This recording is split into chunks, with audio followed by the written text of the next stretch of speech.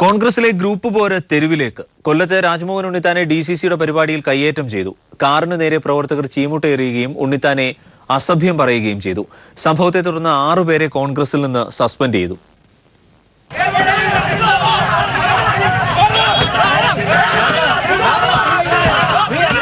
കൊല്ലം DCCയിൽ കോൺഗ്രസ് ജന്മദിന ആഘോഷവേളയിലാണ് നാടകീയ സംഭവങ്ങൾ അരങ്ങേറിയത്. DCCയിലേക്ക് എത്തിയ രാജ്മോഹൻ ഉണ്ണിത്താനെ ഒരു വിഭാഗം റോഡിൽ തടഞ്ഞ് കയ്യേറ്റം ചെയ്യുകയും കാർ അടിച്ചു തകർക്കുകയും ചെയ്തു. ചീമുട്ടയേറും കല്ലേറും ഇതിനിടയിലുണ്ടായി.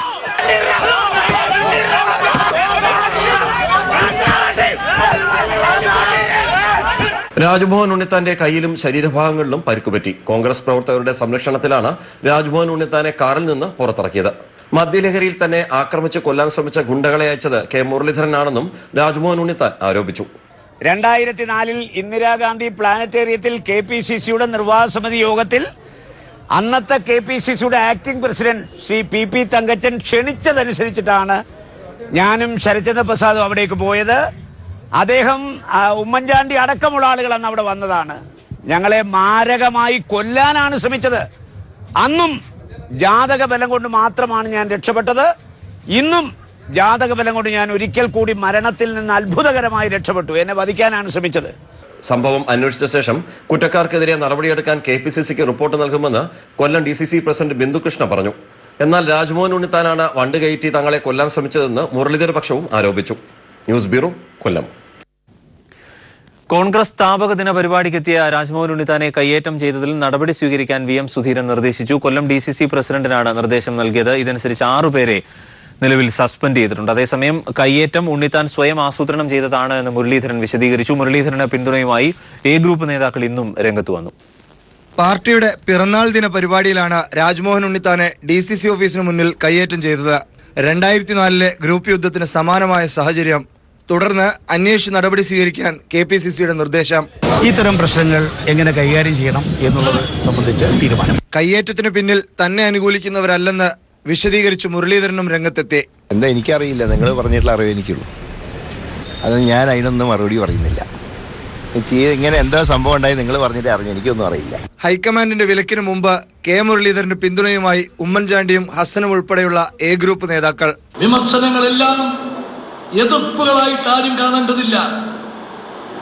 വിമർശനങ്ങൾ പലപ്പോഴും ശക്തിപ്പെടുത്താൻ സ്വയം വിമർശനം പോലും നമുക്ക് ആവശ്യമായിട്ടുള്ള സന്ദർഭങ്ങളുണ്ട്. വിലക്ക് വന്നതോടെ പ്രസ്താവന യുദ്ധം തൽക്കാലത്തേക്ക് നിന്നേക്കുമെങ്കിലും കോൺഗ്രസിനുള്ളിൽ ഗ്രൂപ്പ് പ്രവർത്തനം കൂടുതൽ ശക്തമാകും. താഴെത്തട്ടിൽ ഉൾപ്പെടെ AI ഗ്രൂപ്പുകൾ രഹസ്യയോഗങ്ങൾ തീരുമാനിച്ചതായാണ് വിവരം. സുധീരനെ KPCC ആസ്ഥാനത്ത് നിന്ന് മാറ്റുന്നതുവരെ വിട്ടുവീഴ്ച വേണ്ടെന്നാണ് A ഗ്രൂപ്പ് നിലപാട്. News bureau, Thiruvananthapuram. കേരളത്തിൽ പരസ്യ പ്രസ്താവന നടത്തുന്ന കോൺഗ്രസ് നേതാക്കൾക്കെതിരെ നടപടി ഉണ്ടാകുമെന്ന് ഹൈക്കമാൻഡിന്റെ മുന്നറിയിപ്പ്. കേരളത്തിലെ ഇപ്പോഴത്തെ പ്രശ്നങ്ങൾ ഗൗരവത്തോടെയാണ് കാണുന്നത് എന്ന് സംസ്ഥാനത്തിന്റെ ചുമതലയുള്ള AICC general secretary Mukul Wasnik പറഞ്ഞു. നേതാക്കളുടെ പ്രസ്താവനകൾ തന്നെ മുറിവേൽപ്പിച്ചുവെന്ന് AK ആന്റണി പ്രതികരിച്ചു. RSS ക്യാമ്പിലെ ആയുധ പരിശീലന ദൃശ്യങ്ങൾ പീപ്പിൾ ഒളിക്യാമറയിൽ. സ്കൂളുകൾ കേന്ദ്രീകരിച്ച് സംസ്ഥാനത്ത് പ്രവർത്തിക്കുന്നത് മൊത്തം 30 ക്യാമ്പുകളാണ്. കണ്ണൂർ ജില്ലയിൽ മാത്രം 4 ക്യാമ്പുകൾ. പുലരും മുൻപേയുള്ള ആയുധ പരിശീലനം കനത്ത കാവലിലാണ് നടക്കുന്നത്. 13 വയസ്സിന് മുകളിലുള്ള കുട്ടികൾക്കാണ് ആയുധ പരിശീലനം. ദണ്ഡ ഉപയോഗിച്ച് ആക്രമിക്കുന്നതിനുള്ള പരിശീലനമാണ് ഇതിൽ മുഖ്യം. ആക്രമിക്കലാണ് നല്ല പ്രതിരോധം എന്നാണ് ക്യാമ്പയിന്റെ മുദ്രാവാക്യം.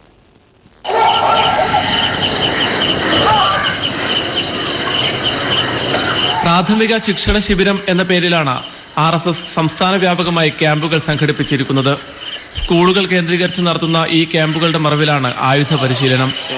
രഹസ്യമായി നടത്തുന്ന ആയുധ പരിശീലനത്തിന്റെ ദൃശ്യങ്ങൾ പീപ്പിൾ ഒളിക്യാമറയിൽ പകർത്തി.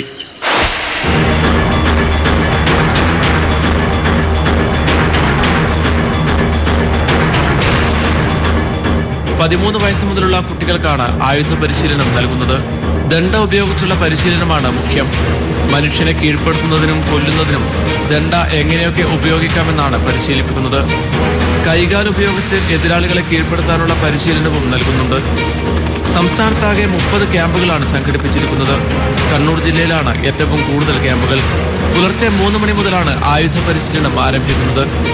പ്രദേശത്തേക്ക് ഒരു ഈച്ച പോലും കടക്കാത്ത തരത്തിൽ കനത്ത സുരക്ഷയാണ് RSS ഒരുക്കിയിരിക്കുന്നത്. ആക്രമിക്കലാണ് നല്ല പ്രതിരോധം എന്നതാണ് ക്യാമ്പുകളുടെ മുദ്രാവാക്യം. വ്യക്തിത്വ വികസനത്തിനായുള്ള ക്ലാസുകൾ എന്ന പേരിലാണ് കുട്ടികളെ ആകർഷിക്കുന്നത്. ഡിസംബർ 24-ന് ആരംഭിച്ച ആയുധ പരിശീലന ക്യാമ്പ് ജനുവരി 1-ന് സമാപിക്കും. സംസ്ഥാന വ്യാപകമായി RSS സംഘടിപ്പിക്കുന്ന ക്യാമ്പുകൾ കഴിഞ്ഞ കുറേ ദിവസങ്ങളായി സൂക്ഷ്മമായി നിരീക്ഷിച്ച ഞങ്ങൾ കണ്ടത് ഞെട്ടിപ്പിക്കുന്ന കാഴ്ചകളാണ്. ചെറിയ കുട്ടികളെ പോലും ആക്രമണകാരികളാക്കി മാറ്റുന്ന പരിശീലനമാണ് ഇവിടങ്ങളിൽ നടക്കുന്നത്. ക്യാമറമാൻ അനിൽ കല്യാശ്ശേരിക്കൊപ്പം PV കുട്ടൻ. കോട്ടയത്ത് RSS പ്രവർത്തകർ കരോൾ സംഘത്തെ ആക്രമിച്ചു. പൊൻകുന്നത്താണ് സംഭവം. പൊൻകുന്നം ശ്രേയസ് സ്കൂൾ കേന്ദ്രീകരിച്ച് ആയുധ പരിശീലനം നടത്താനെത്തിയ RSSകാരാണ് കരോൾ സംഘത്തെ ആക്രമിച്ചത്. പൊൻകുന്നം വിശ്വശ്രേയ സ്കൂൾ കേന്ദ്രീകരിച്ചാണ് RSSന്റെ ആയുധ പരിശീലനം. 150ഓളം പേരാണ് ക്യാമ്പിൽ പങ്കെടുക്കുന്നത്. ക്യാമ്പ് ആരംഭിച്ച 24-ന് സ്കൂളിന് സമീപത്തു കൂടി കടന്നുപോയ കരോൾ സംഘത്തിലെ 3 പേരെ സ്കൂളിനകത്തു നിന്ന് ആയുധങ്ങളായി എത്തിയ 20 പേർ മർദ്ദിക്കുകയായിരുന്നു. ദണ്ട്, നഞ്ചക്ക് തുടങ്ങിയ ഉപയോഗിച്ചുള്ള ആക്രമണത്തിൽ വിനീത്, ജോസഫ്, ശ്രീജിത്ത് എന്നിവർക്കാണ് ക്രൂരമർദ്ദനമേറ്റത്. ക്യാമ്പ് നടക്കുന്ന സ്കൂളിനുള്ളിൽ വൻതോതിലുള്ള ആയുധശേഖരമുണ്ടെന്നതിന് തെളിവാണ് കരോൾ സംഘത്തിന് നേരെ ഉണ്ടായ ആക്രമണം. ശ്രേയസ് പോലെ ഒരു സ്കൂളിൽ വെച്ച് ആയുധ പരിശീലനം ഉൾപ്പെടെ നടത്തിക്കൊണ്ട് ഇരിക്കുന്ന ഈ സാഹചര്യത്തിൽ അവിടെ റെയ്ഡ് നടത്തി അവിടെയുള്ള ആയുധങ്ങൾ കണ്ടെടുക്കണമെന്നുള്ളതാണ്. രാഷ്ട്രീയ ക്രിമിനലുകളെയും ആയുധ പരിശീലനത്തിന് നേതൃത്വം നൽകാൻ സ്കൂളിനുള്ളിൽ പാർപ്പിച്ചിട്ടുണ്ടെന്ന പരാതിയിൽ കേസെടുക്കാൻ പൊൻകുന്നം പോലീസ് ആദ്യം തയ്യാറായില്ല. പിന്നീട് ജനകീയ പ്രക്ഷോഭം ശക്തമായപ്പോഴാണ് യുവാക്കളെ ആക്രമിച്ചതിന് കേസ് രജിസ്റ്റർ ചെയ്തത്. കുട്ടികൾക്ക് ആവശ്യമായ സർട്ടിഫിക്കറ്റിന് രക്ഷിതാക്കൾ സ്കൂൾ പ്രിൻസിപ്പലിനെ കാണാൻ എത്തിയാലും RSS പ്രവർത്തകരുടെ ദേഹപരിശോധനയ്ക്ക് വിധേയമാകേണ്ട സ്ഥിതിയുണ്ട്. അതിനുശേഷം മാത്രമേ സ്കൂൾ കോമ്പൗണ്ടിൽ പ്രവേശിപ്പിക്കൂ. ആയുധ പരിശീലനത്തിന് സ്കൂൾ വിട്ടു നൽകിയ മാനേജ്മെന്റ് നടപടിക്കെതിരെയും യുവാക്കളെ മർദ്ദിച്ചതിലും പ്രതിഷേധം ശക്തമായിട്ടുണ്ട്. News bureau, Kottayam. സിനിമാ സമരം ശക്തമാക്കാൻ ഉറച്ച നിർമ്മാതാക്കളും വിതരണക്കാരും ഈ മാസം മുതൽ 30 മുതൽ മുഴുവൻ ചിത്രങ്ങളും തിയേറ്ററുകളിൽ നിന്ന് പിൻവലിക്കും. നാളെ തിയേറ്റർ ഉടമകൾ പ്രത്യേകം യോഗം ചേരുന്നുണ്ട്. ലാഭവിഹിതം 50% ലഭിക്കണമെന്ന നിലപാട് തിയേറ്റർ ഉടമകൾ ആവർത്തിച്ചതോടെയാണ് സമരം തുടരാൻ നിർമ്മാതാക്കളും വിതരണക്കാരും തീരുമാനിച്ചത്. ഈ മാസം 30 മുതൽ അന്യഭാഷയടക്കം ഒരു ചിത്രവും റിലീസിനെത്തിക്കില്ലെന്നും സമരം തീരുന്ന മുറയ്ക്ക് ക്രിസ്മസിനായി ഒരുക്കിയ സിനിമകൾ പ്രദർശനത്തിന് എത്തിക്കുമെന്നും നിർമ്മാതാക്കളും വിതരണക്കാരും വ്യക്തമാക്കി. എ ക്ലാസ് തിയേറ്റർ ഉടമകളുടെ സംഘടനയായ film exhibitors federation president Liberty ബഷീറിന്റെ കടുംപിടുത്തം മലയാള സിനിമയ്ക്ക് ക്രിസ്മസ് സീസണിൽ 20 കോടിയുടെ നഷ്ടമുണ്ടാക്കിയെന്ന് producers association president G Suresh Kumar പറഞ്ഞു. അദ്ദേഹത്തിന്റെ ഏകാധിപത്യ സ്വഭാവം തന്നെയാണ് ഇവിടെ. അവരുടെ വേറെ ആരെങ്കിലും സംസാരിക്കാൻ പോലും വരുന്നില്ല. മലയാള സിനിമ വെച്ചിട്ടാണ് ഇവിടുത്തെ തിയേറ്ററുകൾ കാശുണ്ടാക്കിയത്, അന്യഭാഷാ ചിത്രങ്ങൾ വെച്ചല്ല. ഇപ്പം പുള്ളി പറയുന്നത് കേട്ടത് TV-യിൽ അന്യഭാഷാ ചിത്രങ്ങളുണ്ട്, അത് വെച്ച് ജീവിച്ചോളാം. അപ്പോൾ അവരത് വെച്ച് ജീവിക്കട്ടെ.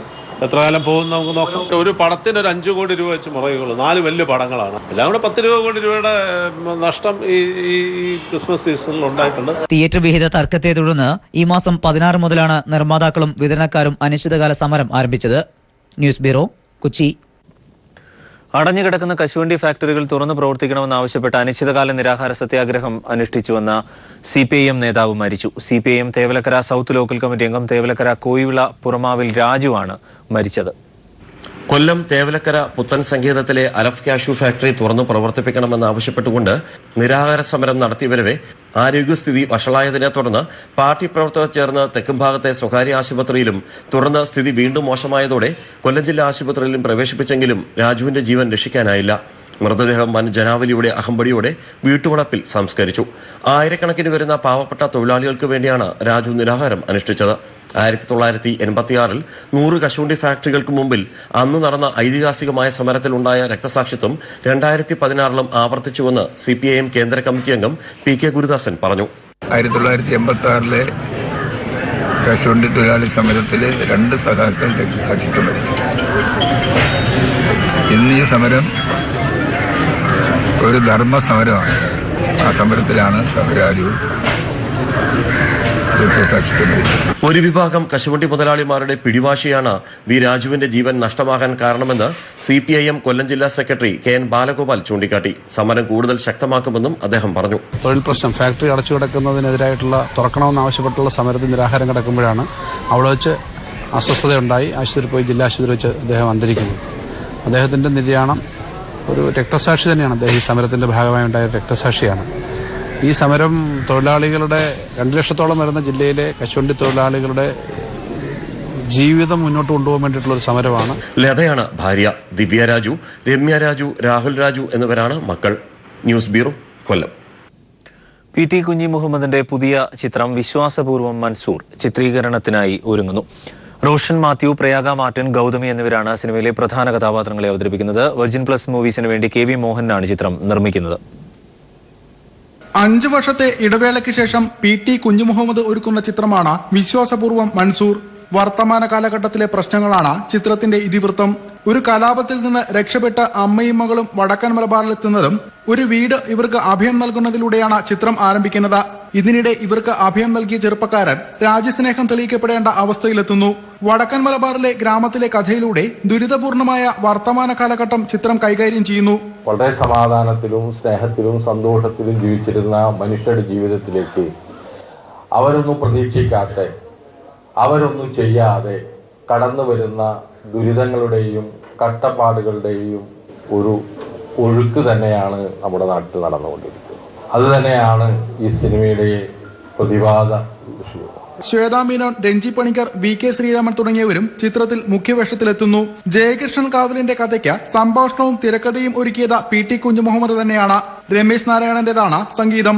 News bureau, Thrissur. പൂർണ്ണമാകുന്നു. Good night.